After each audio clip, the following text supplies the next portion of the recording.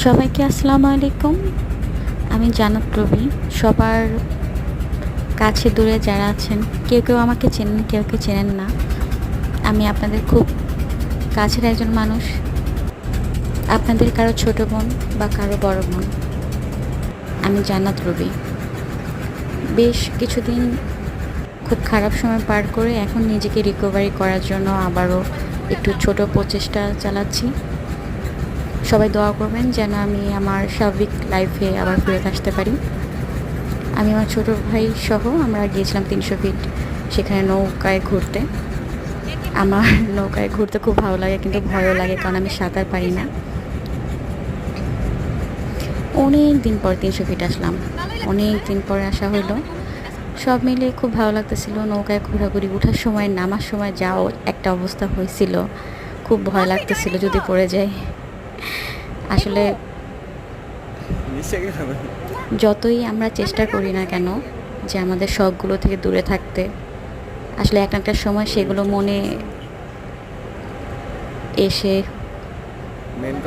আবারও আপনার সুপ্ত আশাগুলো জাগিয়ে তুলবে। আসলে আমাদের যে হবিগুলো আছে সেগুলো পূরণ করা উচিত, কারণ হায়াত মত বলা যায় না কখন কাল মৃত্যু হয়ে হয়ে যায়। আমার আসলে কথাগুলোর সময় একটু হয়তো জড়তা কাজ করতেছে, অনেকদিন পরে ভয়েস দিচ্ছি। আমার ছোট ভাইয়ের সাথে খুবই সুন্দর একটি মুহূর্ত ছিল ঘোরাঘুরির। আমি ওকে বিভিন্ন জিনিস বুঝিয়েছিলাম যে ভিডিও এডিটিং শেখার জন্য। ও আমার ছোট ভাইটা হচ্ছে আমার লাইফে একদম নতুন আসে। এর আগে আমার আরও কিছু ছোট ভাই ছিল যাদের সাথে এখন আর আমার যোগাযোগ নাই। আসলে আমি মনে করি প্রত্যেকটা সম্পর্কের সম্ভবত একটা সময় থাকে, একটা সময় পরে সেই সম্পর্কগুলো হয়তো থাকে না বা নষ্ট হয়ে যায় বা সবাই ব্যস্ত হয়ে যায়। আমি মনে করি কারো লাইফ কারোর জন্য আসলে থামিয়ে রাখা উচিত না। আমি আমার সেই ছোটো ভাইটার জন্য প্রায় হচ্ছে 2-3 মাস কোথাও বের হই নাই। আমি ওর অপেক্ষায় ছিলাম, কিন্তু বিভিন্ন কারণে ওর সাথে আর যোগাযোগ হয়নি। এই জন্য আসলে আমি যেটা মনে করি যে যার যার কাজ সেটা করে ফেলা উচিত, কারো আশায় বসে না থেকে ওভারকাম করে এগিয়ে যাওয়া উচিত। কারোর জন্যই আসলে কারো জীবন থেমে থাকে না। এটাই হচ্ছে প্রাকৃতিক হচ্ছে একটা শিক্ষা আমাদের।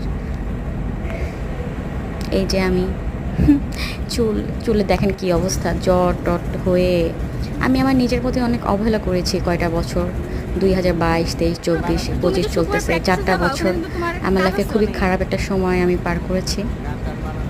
ফাইনালি আমি এখন আবার নতুন করে আমার লাইফটাকে নতুনভাবে শুরু করার চেষ্টা করতেছি, যেখানে কোনো পেইন থাকবে না। যে কদিন বেঁচে আছি একটু ভালো মতো বেঁচে থাকতে চাই। দেখেন চুলের কি অবস্থা। যাক।